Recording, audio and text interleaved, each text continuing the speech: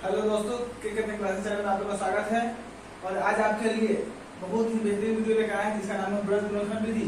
और आज हम ब्रज गुणनखंड विधि के फॉर्मूले को इस तरह से पढ़ेंगे कि आपको अभी का अभी याद हो जाएगा। यानी कि वीडियो देखेंगे और फॉर्मूला आपके दिल और दिमाग में बैठ जाएगी, जो कभी नहीं निकलने वाली है। सबसे पहले हम आते हैं कि ब्रज गुणनखंड विधि, यानी कि ब्रज गुणनखंड विधि का फॉर्मूला होता है x y और यहाँ पे 1। इस फॉर्मूला को हम लिख देते हैं फिलहाल। आप समझिए BC, यहाँ पे BC, यहाँ पर CA, यहाँ पर CA, यहाँ पर AB और यहाँ पर AB। यहाँ पर लिखें 12, यहाँ पर लिखें 21, यहाँ पर लिखें 12, यहाँ पर लिखें 21, यहाँ पर लिखें 12, यहाँ पर लिखें 21। अब देखिए दोस्तों कि यहाँ पर यह ब्रज गुणनखंड विधि का फॉर्मूला आपके सामने मौजूद है। यानी कि x बटा b1 c2 minus b2 c1 बराबर y बटा c1 a2 minus c2 a1 बराबर a बटा a1 b2 minus a2 b1। इस तरह के फॉर्मूला जब आप याद करते हैं तो बार बार भूल जाते हैं। लेकिन आपसे कहने का मतलब है कि सर हम भूलते ही नहीं है, तो ऐसा होता नहीं है, क्योंकि मनुष्य का स्वाभाविक गुण है कि भूल जाना। और जब आप भूलते हैं तो हम आपको याद दिलाने का यहाँ पे प्रयास करेंगे कि आप भूलिए नहीं।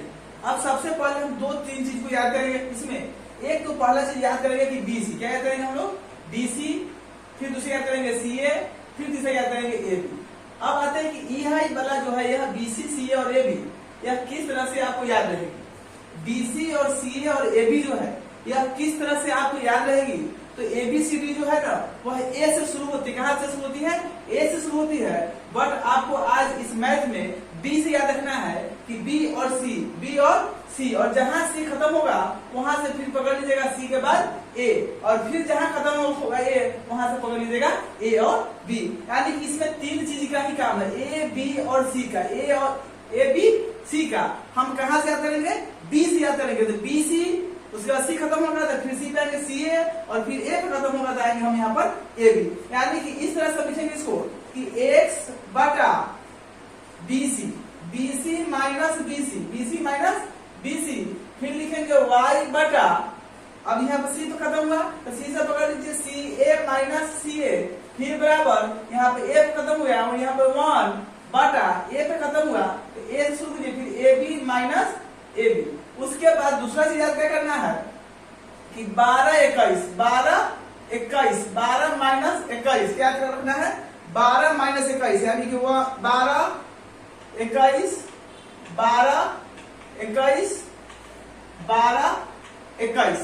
इस तरह से ब्रज गुणनखंड के विधि के फॉर्मूला को आप याद कर सकते हैं और यह आपको कभी भूलना नहीं होगा।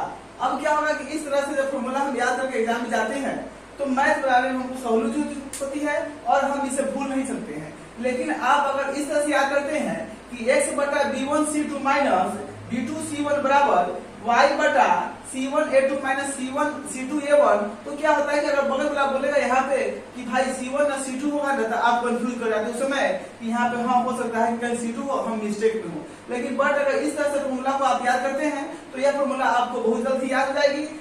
मुझे पूर्ण विश्वास है कि यह वीडियो देखने के बाद यह फॉर्मूला आपके दिल और दिमाग में बैठ जाएगी और आप इसका लाभ उठा सकेंगे। तब तक के लिए लेते विदा। जय हिंद, जय भारत। अगर चैनल पर नए हैं तो चैनल को सब्सक्राइब करना ना भूलें।